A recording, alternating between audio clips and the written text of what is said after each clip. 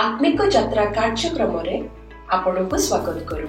आसंतु आमे पालक प्रेमाशीष सतमान द्वारा लिखित आजिर डिवोशन विषय रे चर्चा करिबा।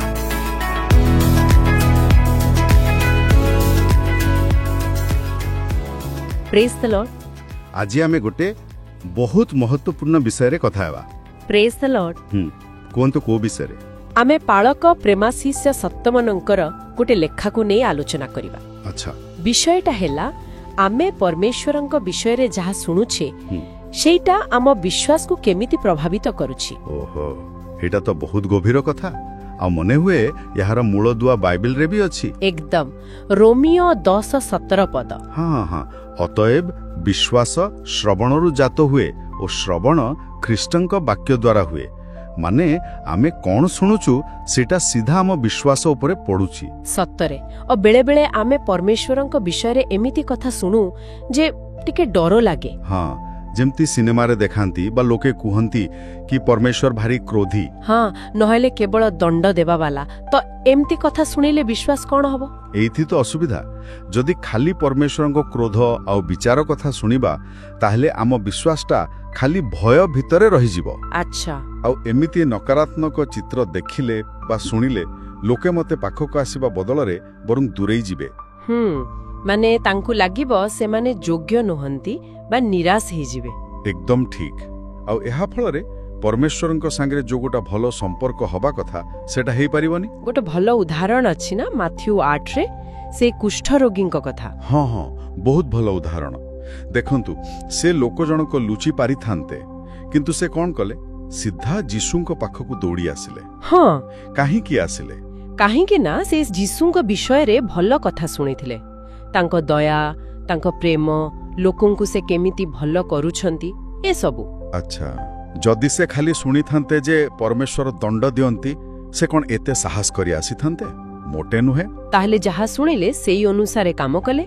एटा भाबिबा कथा जे आमे आजिकाली कोन सुनुछु। हाँ, परमेश्वरंक विषय रे कोन सुना जाउची? केवल जने कठोर विचारक बोली। किंतु बाइबल तो अलगा कथा कहूची ना। निश्चय। गीता संहिता 103.8 कोन कहूची? से स्नेहशील और कृपामय, क्रोधरे धीर और अत्यंत दयालु। देखिले तो केते फरक। हाँ, एटा सुनिले मन को शांति मिलुछि। आउ जीसु जेते बेले पृथ्वी रे थिले तांको कामरुता एया ही जणा पडुथिला।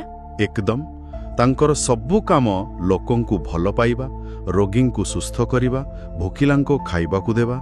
एमिते कि जो मानंकु समाज बाछंद करिथिला से मानंकु भी से आपणे ने उठिले। हाँ, ए सब कोन देखौछि? परमेश्वरंकर प्रकृत हृदय। प्रेरित 10:48 रे भी लिखा अछि। कोन लिखा अछि? जे जीसु मंगल साधन करू करू आ शैतान द्वारा प्रपीड़ित समस्त लोकंकु सुस्थ करू करू बुलुथिले। माने तांकर सबो काम परमेश्वरंकर प्रेम आ करुणा को ही देखौथिला।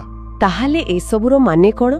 आमे जेतेबेले परमेश्वरंक विषय रे किछि सुनिबा, हाँ, सेतेबेले आमकु निजकु पचारिबा दरकार कि एइटा जीसु देखैथिबा स्नेही दयालु परमेश्वरंक सह मिसुछि कि नै। ठीक कथा। आउ एइटी पुणी आमे सेई रोमियो 10:17 को फेरी आसीबा जेहेतु विश्वास सुनिबारु आसे।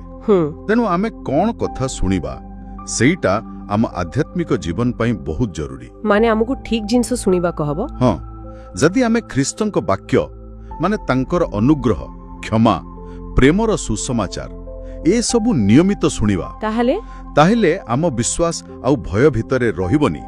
सेटा दृढ़ हबो, जीवंत हबो।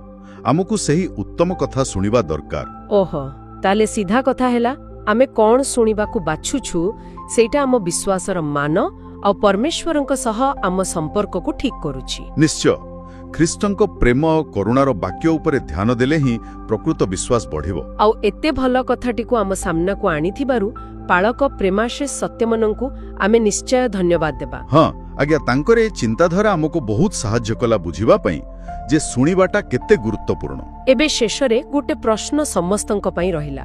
आमे प्रतिदिन केमिति जानिबा जे आमे परमेश्वरंकर प्रकृत प्रेम और सत्य विषय रे ही सुनुछु। आ सेही जो भूल धारणा बा भय देखौथुवा कथा गुडी को अछि, हाँ, से गुडी को केमिति एडेई देई आमे विश्वास रे आगु को बढ़ी परिबा। एटा प्रकृत रे भाबिबा पई ଏକ ଭଲ ପ୍ରଶ୍ନ। ଆଜ୍ଞା, ଏହା ଉପରେ ଆମ ସମସ୍ତଙ୍କୁ ଟିକେ ନିୟମିତ ଭାବେ ନିଜକୁ ପରଖିବା ଦରକାର। ପ୍ରେଜ୍ ଦ ଲର୍ଡ।